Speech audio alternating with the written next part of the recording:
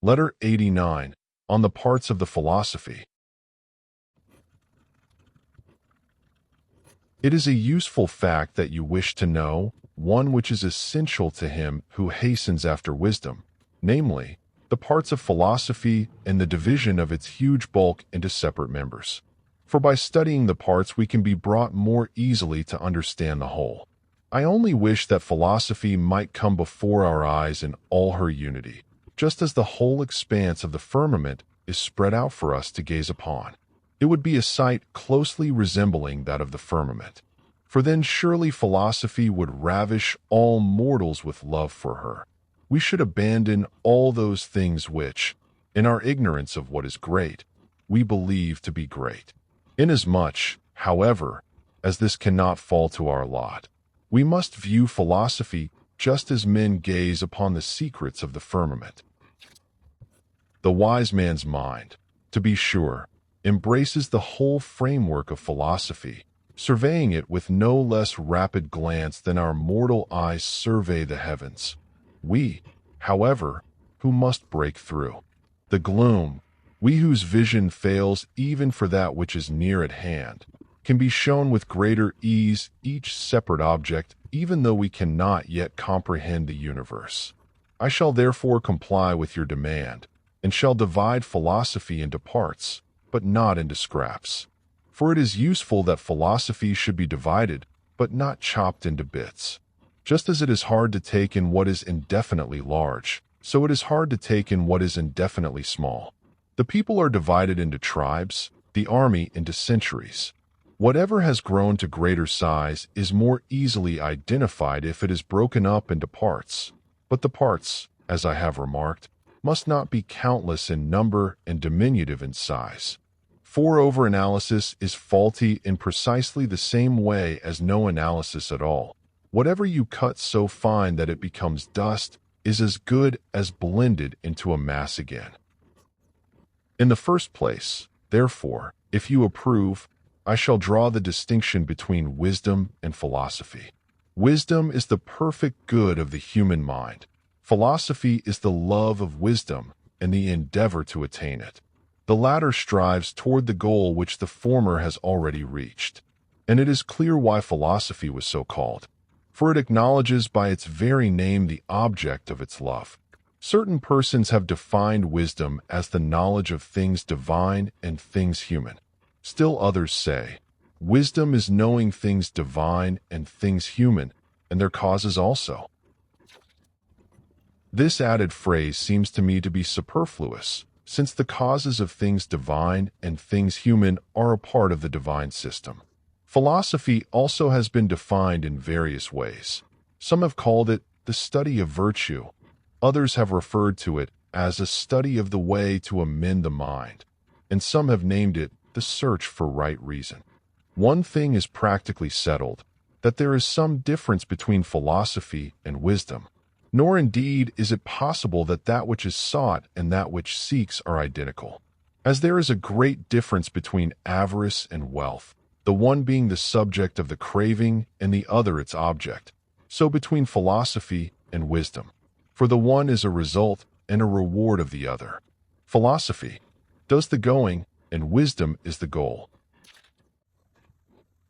Certain of our school, however, although philosophy meant to them the study of virtue, and though virtue was the object sought and philosophy the seeker, have maintained nevertheless that the two cannot be sundered. For philosophy cannot exist without virtue, nor virtue without philosophy. Philosophy is the study of virtue, by means, however, of virtue itself, but neither can virtue exist without the study of itself, nor can the study of virtue exist without virtue itself. For it is not like trying to hit a target at long range, where the shooter and the object to be shot at are in different places, nor, as roads which lead into a city, are the approaches to virtue situated outside virtue herself. The path by which one reaches virtue leads by way of virtue herself. Philosophy and virtue cling closely together. Since, therefore, philosophy is threefold, let us first begin to set in order the moral side. It has been agreed that this should be divided into three parts. First, we have the speculative part, which assigns to each thing its particular function and weighs the worth of each. It is highest in point of utility. For what is so indispensable as giving to everything its proper value? The second has to do with impulse, the third with actions. For the first duty is to determine severally what things are worth. The second, to conceive with regard to them a regulated and ordered impulse. The third, to make your impulse and your actions harmonize, so that under all these conditions you may be consistent with yourself. If any of these three be defective, there is confusion in the rest also. For what benefit is there in having all things appraised, each in its proper relations, if you go to excess in your impulses? What benefit is there in having checked your impulses and in having your desires in your own control, if when you come to action you are unaware of the proper times and seasons, and if you do not know when, where, and how each action should be carried out? It is one thing to understand the merits and the values of facts, another thing to know the precise moment for action, and still another to curb impulses and to proceed, instead of rushing, toward what is to be done.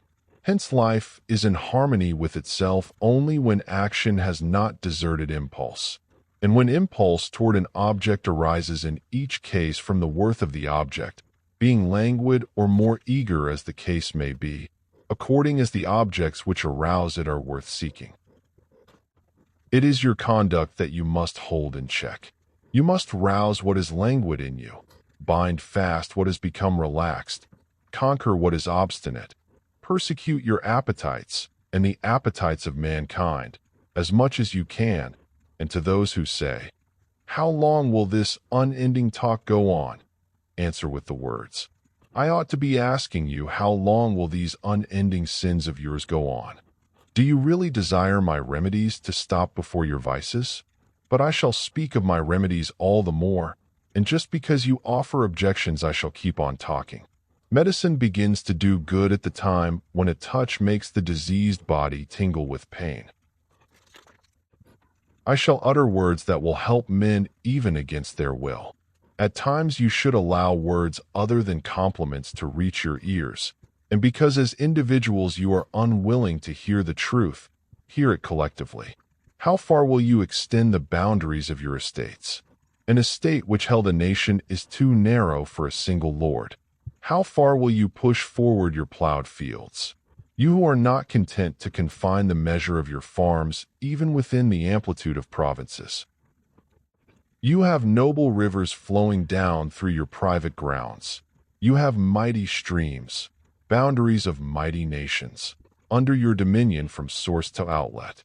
This also is too little for you unless you also surround whole seas with your estates, unless your steward holds sway on the other side of the Adriatic, the Ionian, and the Aegean seas, unless the islands, homes of famous chieftains, are reckoned by you as the most paltry of possessions.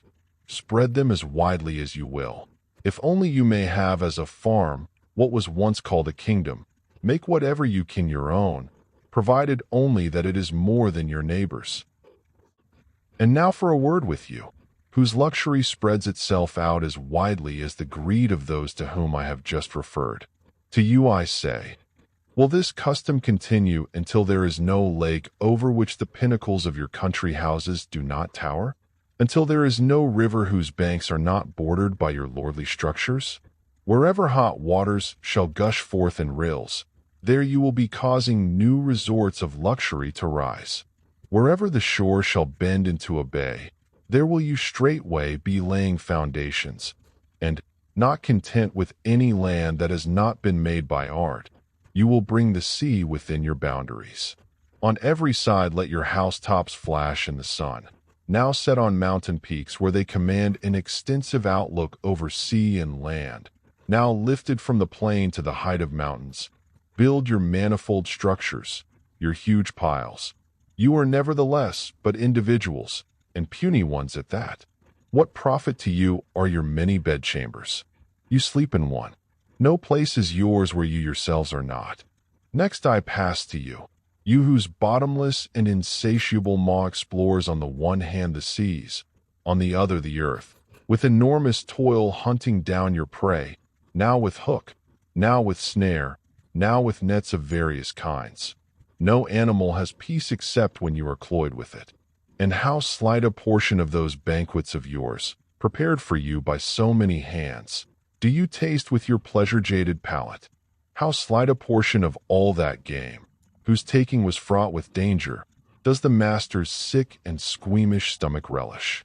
How slight a portion of all those shellfish, imported from so far, slips down that insatiable gullet?